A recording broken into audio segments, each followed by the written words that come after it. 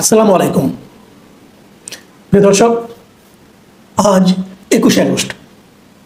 আজ থেকে ঠিক 21 বছর আগে এই দিনে, এই 21শে আগস্ট 2004 সালে বাংলাদেশের রাজনীতিতে এমন একটা ঘটনা ঘটেছিল, আমার বিবেচনায় সেই একটা ঘটনাই এদেশের রাজনীতির গতি প্রকৃতিকে সম্পূর্ণ পরিবর্তন করে দিয়েছে। পরস্পরকে নিশ্চিহ্ন করে দেওয়ার যে রাজনীতি, সেটা আমার ধারণা 2004 সালের 21শে আগস্ট থেকে শুরু হয়েছে। সেদিন কি হয়েছিল? সেদিন বঙ্গবন্ধু এভিনিউতে, বঙ্গবন্ধু এভিনিউর সামনে, বঙ্গবন্ধু এভিনিউ যে আওয়ামী লীগের যে অফিসটা আছে, সেই অফিসের সামনে একটা জনসভা ছিল আওয়ামী লীগের। আওয়ামী লীগ তখন বিরোধী দলের, এবং আওয়ামী লীগের নেত্রী শেখ হাসিনা তিনি বিরোধী দলীয় নেত্রী। সেই জনসভায় কমপক্ষে 20,000 লোক উপস্থিত ছিল, বেশি হতে পারে, মিনিমাম 20,000। সেই 20,000 লোকের জনসভায় একে একে গ্রেনেড ফেলা হয়েছিল। একটা দুটো নয়, 13টা গ্রেনেড ওই জনসভার মধ্যে বিস্ফোরিত হয়েছিল। একবার ভাবুন, ওইটুকু জায়গার মধ্যে 20,000 গ্রেনেড ফেটে যায়, বিস্ফোরিত হয়, কি অবস্থা হতে পারে? এবং শেখ হাসিনা একটা ট্রাকের উপর একটা তৈরি করা অস্থায়ী মঞ্চে উনি ভাষণ দিচ্ছিলেন, সেখানে সেটাকে লক্ষ্য করে গ্রেনেড ফেলা হয়েছিল। বা গ্রেনেড ট্রাকের গায়ে লেগেছে, কিন্তু সে ট্রাকের ভেতরে পড়েনি। এই 13টা গ্রেনেড ফেলানোর ফলে সেই ঘটনায় 24 জন নিহত হয়েছিলেন। এই 24 জনের মধ্যে ছিলেন মহিলা আওয়ামী লীগের সাধারণ সম্পাদিকা আইভি রহমান, এবং শেখ হাসিনার যে বডিগার্ড মাহবুবুর রহমান, তারাও ছিলেন সেখানে। এবং সে ঘটনায় আহত হয়েছিলেন কমপক্ষে 500 জন। এই গ্রেনেড কে মেরেছিল এটা নিয়ে তখন বিএনপি ছিল রাষ্ট্র ক্ষমতায়, তারা নানা রকম তদন্ত করেছিল, এবং সেই তদন্তে প্রথম তারা জজ মিয়া নামক এক ব্যক্তিকে দায়ী করলো যে সেই নাকি এই সমস্ত কাজ করেছিল, তাকে অ্যারেস্ট করা হয়েছিল। পরে যখন 111 গভর্নমেন্ট এলো, মানে তত্ত্বাবধায়ক গভর্নমেন্ট এলো, তখন 2007 সাল, মানে সবাই গায়ে গায়ে লাগিয়ে কিন্তু কেউ বসেছিল, কেউ দাঁড়িয়েছিল, মাঝখানে একটু জায়গাও ফাঁকা থাকার কথা না। তার মধ্যে যদি এসে একটা সেই সময় আগের একটা মামলা 2005 সালে একটা গ্রেপ্তার হয়েছিল মুফতি হান্নান নামে এক ভদ্রলোক। উনি হরকতুল জিহাদের একজন লিডার ছিলেন।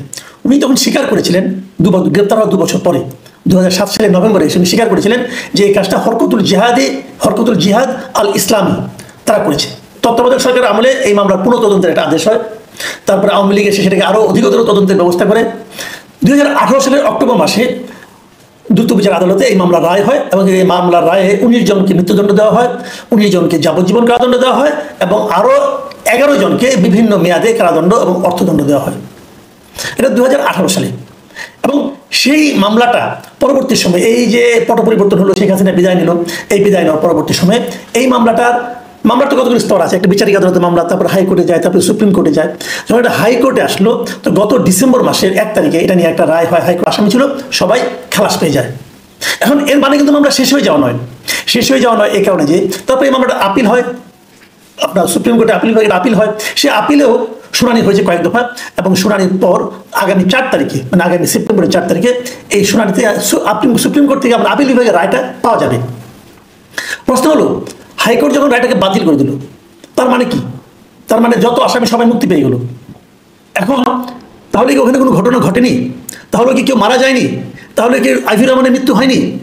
যে যাদের মৃত্যু কথা বলা হচ্ছিল তারা কি সবাই এমনি মারা গেছে, মানে কোনো আসমানি গজবে মারা গেছে? তা তো যায়নি, মৃত্যু তো হয়েছে, মৃত্যুর তো বিচার হওয়া উচিত, তাই নয় কি? তো এখন সবাই তো মুক্তি পেয়ে গেল, তাহলে ঘটনাটা কি দাঁড়ালো? সেই মুক্তি পাওয়ার রায়টা টিকবে কি টিকবে না, এটা আপিল শুনানির পর এখন হয়তো 4 তারিখে রায় দেবে সুপ্রিম কোর্ট। কিন্তু তার আগে আরেকটা কথা বলা দরকার, যেখানে রায় দেওয়া হয়েছে হাইকোর্টের রায় আসলে কি বলা হয়েছে? হাইকোর্টের রায় কিন্তু সবাইকে বেকসুটেড, এবং সেই রায়ে হাইকোর্ট আদালতে, বিচারিক আদালতে যে রায়টা দেওয়া হয়েছিল সেই রায়কে বাতিল করে দেয়।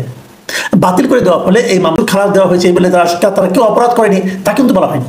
হাইকোর্টের রায় একটা ইন্টারেস্টিং কথা, তারা বলেছে যে এটা দেশের ইতিহাসে একটা জঘন্য মর্মান্তিক ঘটনা, যেখানে আওয়ামী লীগের নেতা আইভি রহমান সহ বহু মানুষ প্রাণ হারান। যারা মারা গেছেন তাদের প্রতি ন্যায় বিচারের জন্য এই হত্যাকাণ্ডের সুষ্ঠু ও স্বাধীনভাবে তদন্ত হওয়া দরকার, যা মামলার ক্ষেত্রে এখনো সম্পূর্ণ অনুপস্থিত।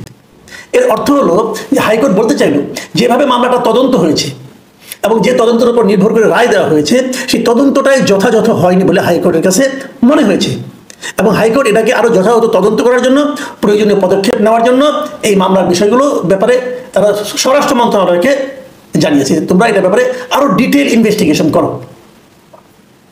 এখন ইনভেস্টিগেশন হবে, কিন্তু এখন যে কথাটা আমি বলতে চাচ্ছি যে কেন এই ঘটনাটাকে আমি এত গুরুত্বপূর্ণ বলছি, দেখুন আওয়ামী লীগ কিন্তু তার পরপরই ক্ষমতায় আসে, 2009 সালে তারা ক্ষমতা গ্রহণ করে তারা কিন্তু শুরু থেকে বলে আসছিল যে এই হত্যার সঙ্গে বিএনপি জড়িত আছে।